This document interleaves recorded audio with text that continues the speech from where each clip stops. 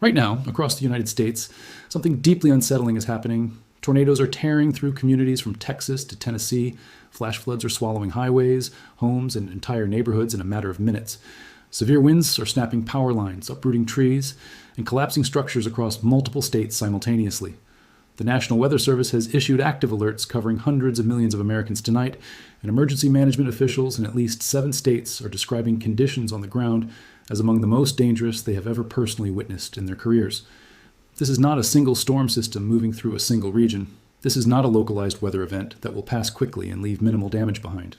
What is unfolding across America right now is a simultaneous, multi-system atmospheric assault of extraordinary scale and ferocity. And the people caught in its path are experiencing something that no forecast model, no warning system, and no amount of preparation can fully shield a human being from the raw, indiscriminate, overwhelming power of nature at its most violent. Stay with me, because what is happening across this country tonight deserves your full attention. And by the end of this video, you will understand not just what is unfolding right now, but why it is happening, why events like this are becoming more frequent, more intense, and more geographically widespread, and what the trajectory of the next several months looks like for a country whose weather is changing faster than its infrastructure and its institutions can keep pace with. Let us start with the tornadoes, because nothing in the natural world combines the elements of speed, violence, and unpredictability quite like a tornado, and what is happening with tornado activity across the central and southern United States tonight reflects a pattern that atmospheric scientists have been tracking with growing concern for years. The traditional tornado alley, that corridor of maximum tornado frequency, stretching from northern Texas through Oklahoma, Kansas, and Nebraska, has been shifting eastward. Research published over the past several years has documented a measurable migration of tornado activity into states like Mississippi, Alabama, Tennessee, Kentucky, and parts of the mid-Atlantic, regions that are seeing significantly increased tornado frequency compared to their historical baselines. This matters enormously from a preparedness and survival standpoint, because the communities in the traditional tornado alley have generations of cultural familiarity with tornado threats built into them. People there know the sirens. They know to watch the sky in the afternoon when the conditions are right. They have storm shelters in their yards, in their churches, and their schools. The communities in the expanding tornado corridor to the east often do not have that same cultural infrastructure, and they are facing tornado threats with housing stock, community warning systems, and levels of public awareness that were built for a region that historically did not need them. Tonight's tornado outbreak developed from an atmospheric setup that meteorologists had been watching with intense concern for the better part of 3 days. A powerful upper-level jet stream positioned across the central United States provided the wind shear necessary for supercell thunderstorm development. Dew point temperatures across the Gulf Coast states were running in the mid to upper 70s, values that indicate an extraordinary concentration of moisture in the low-level atmosphere, the kind of moisture that provides explosive energy to developing thunderstorms and allows them to generate rainfall rates, hail sizes, and rotational velocities that would be impossible in a drier air mass. A sharp dry line extended from the Texas panhandle southward toward the Mexican border, acting as the trigger mechanism that would initiate storm development as it pushed eastward through the afternoon hours.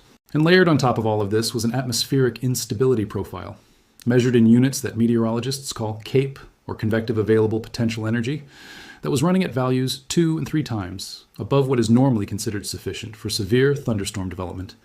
Every ingredient for a major, life-threatening tornado outbreak was present in exceptional abundance, and the atmosphere responded with exactly the kind of organized, violent, and widespread severe weather that the data had been signaling was coming. The Storm Prediction Center issued a rare high-risk outlook for portions of the central and southern United States this morning, a designation that is issued on fewer than 5 days in an average year, reserved exclusively for situations where the atmospheric setup is so favorable for violent, long-track tornadoes that meteorologists are essentially certain that devastating events are going to occur somewhere within the outlined area. When the Storm Prediction Center issues a high-risk outlook, it is not a forecast of what might happen under the right circumstances. It is a forecast of what the physics of the atmosphere says is almost certain to happen, and the only remaining uncertainty is exactly which communities will fall under the path of the storms that are going to develop. For the millions of Americans who live within a high-risk area, the issuance of that outlook should function as an immediate and urgent call to action, to identify shelter locations, to charge phones, to fill prescriptions, to make sure every member of the household knows exactly where to go and exactly what to do when the warnings start coming. Tonight, those warnings came, and they came in numbers and with an intensity that confirmed every fear that the morning's outlook had raised. The first confirmed tornado of the evening was reported just after 4 in the afternoon in western Texas, where a rapidly organizing supercell had developed along the dry line and produced a large, rain-wrapped tornado moving toward the northeast at nearly 50 miles per hour. Rain-wrapped tornadoes represent one of the most dangerous configurations that exist in severe weather, not because they are necessarily more powerful than tornadoes embedded in clear air, but because they are functionally invisible to anyone who is not looking at a calibrated radar display. In a classic tornado scenario, the atmosphere itself provides visual warning signs that give people additional seconds to react. The dark, lowering wall cloud visible miles away, the sickly greenish cast to the sky that experienced storm observers recognize immediately, the rotating debris cloud at the surface that can be seen long before the tornado itself is close enough to hear. A rain-wrapped tornado strips all of those visual cues away. It hides inside a curtain of heavy rain and hail, completely invisible from the ground, announcing its presence not with any visual warning, but with a catastrophic sound that tornado survivors describe with remarkable consistency. A roar that combines the qualities of a freight train, a waterfall, and an explosion into something that has no real analog in normal human experience. A sound that is felt as much as heard and that leaves no ambiguity whatsoever about what is producing it. By 6 in the evening, multiple discrete supercell thunderstorms were simultaneously producing tornado warnings across Texas, Oklahoma, Kansas, Missouri, and Arkansas. Each storm was moving at speeds between 30 and 55 miles per hour. Each was generating a tornado warning polygon covering communities with thousands, and in some cases, tens of thousands of residents. The warning system was performing exactly as it was designed, issuing warnings within minutes of radar detecting rotation, pushing those warnings to every phone, every weather radio, every broadcast outlet simultaneously, updating polygons as storms evolved and moved. But the sheer volume of simultaneous warnings being generated across such an enormous geographic area created a coordination challenge that tests the absolute limits of the emergency management system. County emergency managers were simultaneously fielding calls from the State Emergency Operations Center, confirming shelter capacity at local facilities, coordinating with law enforcement on road conditions, monitoring their own radar displays, and trying to make real-time decisions about resource deployment, all while the storms were actively producing tornadoes somewhere within their jurisdictions. This is the operational reality of a major tornado outbreak, and it bears almost no resemblance to the orderly, sequential emergency response that most people imagine when they think about how disaster management works. The human experience of being in the direct path of a violent tornado is something that language struggles to capture adequately, but it deserves to be understood because understanding it is part of understanding why preparedness matters so profoundly. A violent tornado, an EF4 or EF5 on the enhanced Fujita scale, does not merely damage the structures it encounters. It obliterates them with a completeness that has to be witnessed firsthand to be fully processed. Well-constructed homes built to modern building codes are reduced to bare concrete foundations in seconds. The foundations themselves are sometimes scoured completely clean, leaving no indication that any structure ever stood there. Vehicles are lifted and carried hundreds of yards through the air, deposited in fields and ponds, in the upper branches of trees that somehow survived the storm's passage. The debris field, generated by a violent long-track tornado, extends for miles on either side of the central damage path, covering the landscape in a dense, chaotic layer of shredded lumber, insulation, roofing material, furniture, clothing, and the thousands of objects that constitute a family's entire life. Objects that were inside a home one moment and scattered across multiple counties the next. People who have survived direct hits from violent tornadoes describe the experience uniformly as something that exists outside of any normal category of human experience. A period of absolute chaos, noise, pressure, and darkness, followed by a silence so complete and so sudden that it takes several seconds to understand that the tornado has passed and that you're still alive. The flash flooding component of tonight's severe weather event is in many ways the most immediately deadly threat that the American public is facing right now, and it is receiving far less public attention than the tornadoes, despite the fact that flash flooding is statistically the single deadliest weather phenomenon in the United States, measured by average annual fatalities. It kills more Americans every year than tornadoes. It kills more than hurricanes. It kills more than lightning strikes. And the reason it is so consistently lethal is profoundly counterintuitive. Flash flooding does not kill most of its victims because they could not escape it. It kills them because they chose to drive into it, underestimating the speed and depth of water covering a road that looked passable from a distance. The National Weather Service has spent decades trying to change this behavior with its turnaround, Don't Drown campaign, and the message has had some effect. But the fatality statistics year after year continue to show that vehicle-related flash flood deaths remain the dominant category. 6 inches of fast-moving water can knock a physically fit adult completely off their feet. 12 inches of flowing water can sweep away a small passenger car. 2 feet of water moving at any meaningful speed can carry away a large SUV. And critically, the road surface beneath the floodwater may have been completely undermined by erosion, creating a collapse risk that is entirely invisible from the surface until the moment a vehicle drives over it and the ground gives way. Tonight, rainfall rates in the most intense thunderstorm cells moving across the south and the northeast are exceeding 3 and 4 inches per hour in some locations. The soil across most of the affected region entered this event in a saturated or near saturated condition following significant rainfall earlier in the week, which means the normal buffering capacity of the ground, its ability to absorb rainfall and slow the development of surface runoff, is essentially non-existent tonight. Every drop of rain that falls on already saturated ground becomes immediate runoff, funneling into streams, creeks, drainage channels, and low-lying areas at rates that are overwhelming every engineered drainage system in its path. Creeks that were running at normal levels 6 hours ago are now at or above flood stage. Streams that reached flood stage 2 hours ago are now in major flood, meaning they have surpassed the level at which significant structural damage to roads, bridges, and buildings begins to occur.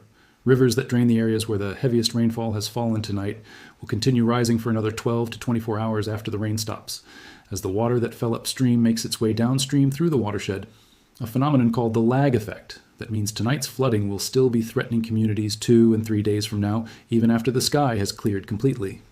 The severe wind threat accompanying tonight's storm system is causing damage and disruption across an even wider geographic footprint than the tornadoes and flash floods, because severe straight-line winds that blow in a consistent direction rather than rotating like a tornado, do not require a supercell thunderstorm to produce significant destruction.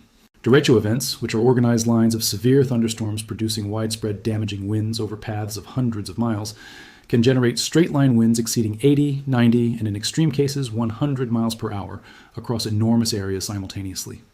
Tonight, a well-organized squall line moving through the Ohio Valley and toward the mid-Atlantic states is producing widespread wind damage reports, with gusts confirmed above 70 miles per hour across portions of Indiana, Ohio, Pennsylvania, and West Virginia. Power outages are accumulating rapidly across this region, with utility companies reporting hundreds of thousands of customers without power, and that number rising by the minute as the squall line continues its eastward progression. The restoration timeline for the most severely affected areas is already being projected in days rather than hours, which creates a serious and potentially life-threatening secondary problem, given the heat that is expected to persist across the affected region through the coming week. Power outages during periods of extreme heat are not a minor inconvenience. They are a medical emergency for the most vulnerable segments of the population, and the overlap of tonight's severe wind event with the broader heat pattern that has been dominating the eastern United States for the past 10 days creates exactly the kind of compound disaster scenario that emergency managers dread most. Elderly residents living alone in apartments without air conditioning, infants whose bodies cannot regulate temperature effectively, people with medical conditions that require powered equipment like oxygen concentrators or refrigeration for medications. All of these populations face acute danger when power outages extend beyond the first few hours during a heat event. The 1995 Chicago heat wave, which killed more than 700 people over 5 days, remains the deadliest weather disaster in that city's history, and a significant proportion of those deaths occurred in apartment buildings where elderly residents lived alone in rooms that retained the day's heat through the night with no mechanical cooling to provide relief. That scenario is not hypothetical tonight. It is playing out in real time across communities in the Ohio Valley and mid-Atlantic states where the power is out, the heat is oppressive, and the most vulnerable residents have no way to get relief. What is happening across the United States tonight is not happening in isolation from the broader pattern of atmospheric change that is reshaping weather across every continent. The conditions that made tonight's outbreak possible, the exceptional moisture content in the low-level atmosphere, the extraordinary instability values, the aggressive jet stream positioning, are all influenced by the same fundamental change in the climate system that is driving extreme weather events around the world to new levels of intensity and frequency. The Gulf of Mexico, which is the primary source of the warm, moisture-laden air that fuels severe thunderstorm development across the central and eastern United States, is running at sea surface temperatures that are at or near record levels for this time of year. Warmer Gulf water means more evaporation, which means more moisture in the air masses flowing northward from the Gulf into the interior of the continent. More moisture means more energy available for thunderstorm development. More energy means more violent storms, heavier rainfall rates, larger hail, stronger winds, and tornadoes that are capable of reaching higher intensities than the same general atmospheric setup would have produced in a cooler baseline climate. The physics is straightforward, the data is unambiguous. and the consequences are playing out tonight across 14 states and 120 million Americans. The recovery from tonight's events will be measured in months and years for the communities most severely affected by the tornadoes. Homes destroyed by violent tornadoes cannot be rebuilt overnight. The process of clearing debris, assessing structural damage, demolishing what remains of destroyed structures, and beginning the rebuilding process typically takes weeks just to get underway. And the rebuilding itself takes months to years, depending on the availability of contractors, materials, and financing. During that entire period, displaced families are living in hotels with relatives, in temporary housing provided by disaster relief organizations. Arrangements that are manageable for days or weeks, but that become profoundly destabilizing for families over the months-long timelines that major disaster recovery actually requires. Children whose schools were damaged or destroyed face disrupted education. Small business owners whose premises were destroyed face the question of whether to rebuild in the same location, relocate, or simply close permanently. The social fabric of communities, the relationships, the shared institutions, the sense of place and continuity that makes a collection of houses and streets into an actual community, is damaged alongside the physical infrastructure, and that damage is slower to heal and harder to measure than the property losses that dominate the official damage assessments. The insurance dimension of tonight's losses deserves specific attention because it shapes the recovery experience of individual families and communities in ways that are profound and often deeply inequitable. Standard homeowners' insurance policies cover wind damage from tornadoes, which means that homeowners with adequate coverage who experience tornado damage are in a fundamentally different position than those who are uninsured or underinsured. But standard policies do not cover flood damage, which means that the families whose homes were inundated by tonight's flash flooding, often families in lower-lying, lower-income neighborhoods where property values made comprehensive insurance coverage feel unaffordable, are facing the full cost of their losses with no insurance coverage to help them recover. Federal disaster assistance through FEMA is available to uninsured and underinsured disaster victims. But the amounts provided through individual assistance programs are typically far lower than the actual cost of repairing or replacing a flood-damaged home, and the application process is complex enough that many eligible survivors never successfully complete it. The gap between what insurance and federal assistance provide and what it actually costs to fully recover from a major weather disaster falls on individual families. And that gap falls hardest on the families who were already living closest to the financial edge before the storm arrived. What the next 48 hours look like for the affected regions is this. The immediate severe weather threat will diminish gradually as the storm system moves eastward and eventually offshore. But the flooding threat will persist, and in some areas will worsen for another full day, as the rainfall that has already fallen drains into river systems that are running well above their normal levels. Several rivers across Tennessee, Kentucky, West Virginia, and the Ohio Valley are forecast to crest at major flood stage over the next 24 to 48 hours, meaning that communities along those rivers that escape the direct path of tonight's storms may find themselves dealing with river flooding as the water moves downstream through the watershed. Search and rescue operations in tornado-affected communities will continue through the overnight hours and into tomorrow morning, with emergency crews working through debris fields in conditions that are physically demanding and emotionally devastating in equal measure. Power restoration crews from utility companies across the region, supplemented by mutual aid crews brought in from neighboring states, will begin the systematic process of assessing damage to the transmission and distribution network and restoring power as quickly as conditions allow. And in the quieter hours after the immediate emergency has passed, the longer and harder work of accounting for what has been lost, the structures, the possessions, and in some communities, the lives, will begin. This is what it means to live in a country whose weather is changing in real time. America has always been a nation defined in part by the power and unpredictability of its weather. The tornado alley, the hurricane coast, the wildfire west, the blizzard north. These are not just meteorological designations. They are part of the American character, woven into the history and the culture and the resilience of the people who have chosen to make their lives in weather-exposed places. That resilience is genuine, and it is remarkable. But resilience is what you call upon when the system fails, and the frequency with which the system is now failing, the frequency with which Americans are being called upon to survive, to shelter, to evacuate, to rebuild, to start over, is increasing at a pace that is testing even the deepest reserves of community strength. Tonight, across 14 states, millions of Americans are doing exactly what Americans have always done in the face of catastrophe. They are helping their neighbors. They are opening their homes to people who have lost theirs. They are driving toward the damage when every instinct says to drive away from it. They are remarkable. And they deserve to understand that what they are living through tonight is not simply bad luck, not simply an unusually active weather pattern that will return to normal next season. The atmosphere is changing. The storms are intensifying. The records that fall tonight will become the baselines against which future storms are measured. And the most important thing any of us can do, whether we are in the path of tonight's storms or watching from a distance, is pay attention, stay prepared, and understand that the weather over America right now is telling us something that we can no longer afford to ignore.